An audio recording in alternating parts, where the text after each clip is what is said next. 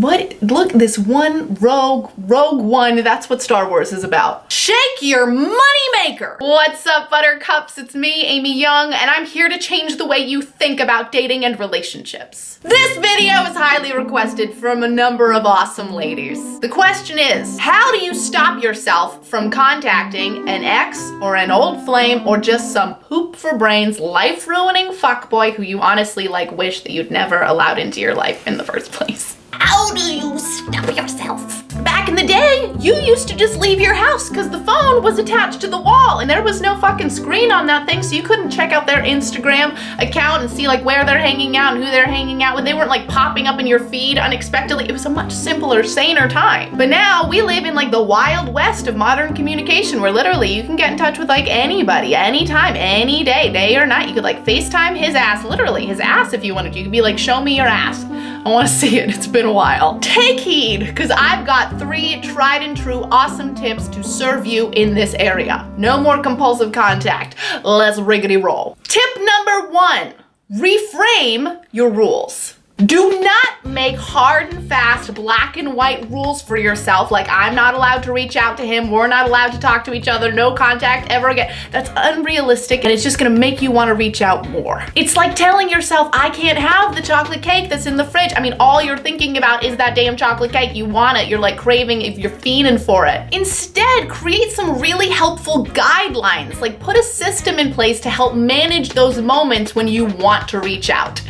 For example, maybe you decide that you can totally reach out to him. You're absolutely allowed to do that, but you need to wait 48 hours after you initially get the instinct to call or text to make sure that you really want to and that it's not just a passing whim. If you still want to reach out in 48 hours, you totally can. Or you decide that you're not going to reach out to him after 9 p.m. because when it's the nighttime, you get kind of moody or nostalgic or wistful, and it would just be better if you kept this to the daytime hours. So no nighttime contact, daytime allowed. Or you can reach out whenever you want, but you have to make peace with the fact up front that he may not respond, he may not take your call, he may not respond in the way that you want him to, and you need to be initiating contact from an expectation-free zone. You have to make peace with that up front before you even pick up the phone. Help yourself. Girl, you are not a prisoner who needs to be kept in solitary confinement and you're not allowed to reach out. If you want to reach out to him, you can do it. My God, let yourself live a little. Take yourself off the friggin' leash. You're not a wild animal. Just do it with some smart, with a fence in place. Put yourself in a pen, but don't keep yourself in a cage. Give yourself some manageable parameters. That'll help. Helpful hint number 2, notice how you feel before, during, and after communication. We usually reach out to specific dudes or old flames because we imagine that making contact with them will somehow make us feel better. And sometimes that's really true, but a lot of the time it's really not. So I encourage you to notice your feelings before reaching out. What's going on there? Are you lonely? Are you bored? Craving attention? You a little bit drunk? And is this the best solution for scratching that itch? Is there someone else you could call? Or could you wait until you feel a little bit better, until you've sobered up? Or God, do you need a hobby, something to occupy yourself? These are all good things to consider.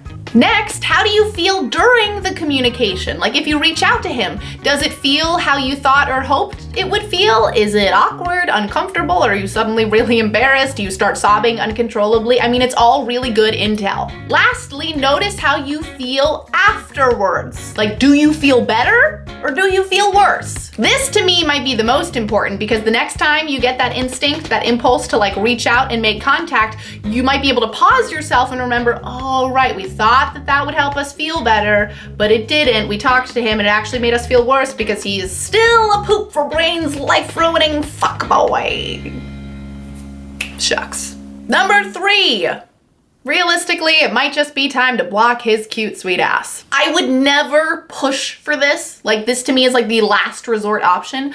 But honestly, if someone is just heinous, awful, truly no good for you, sometimes the best thing you can do is block their number and delete their cute but toxic butt from your social media accounts. Here's the deal though. If you're gonna do it, you need to decide that you're doing it for real, that you are creating a boundary between you and this person. You're not doing it to get attention. You're not doing it as some kind of weird like power play, like I don't give a shit about you, I'm deleting you from my Instagram. It needs to be something that you're doing because it will help you step away and get over this person. That's why you're doing this, not to hurt their feelings. If you're doing it to hurt their feelings, you're still entwined and wrapped and it won't make a difference. Because what very often happens is people do it as like this act of desperation or as some kind of like power play move. Next thing you know, they're just like unblocking or like adding them back or like logging into their friend's account and like peeping the profile even though like, you know, they were supposed to be blocked or whatever. And then you just feel horrible about yourself. You feel like crazy and awful, and that is not the goal here. We want to do things that are going to help you, not hurt you. And there you have it, some helpful hints, some stuff that actually works, that is road tested, that can serve you with some of those communication compulsions that we all feel every now and again. You know, there's always so many more things I want to say that I just can't fit into these videos, and that is why I send out a regular email series to the awesome community of people who are part of the bigger conversation that's happening over on amyyoungcoaching.com. So if you want to get in on that, just head to the link in the description box. You can enter your email and I will visit your inbox very soon. I would love to connect with you that way. Speaking of making connections, something tells me that you have a gal pal who really wants to get in on this party. So go ahead and share this video with her. Help her get in on the romance revolution because we are changing the way you think about dating and relationships over here. One video at a fucking time. Thank you so much for watching. And if you liked this video, why not subscribe to my channel? I would love to see you on a regular basis. And until next time,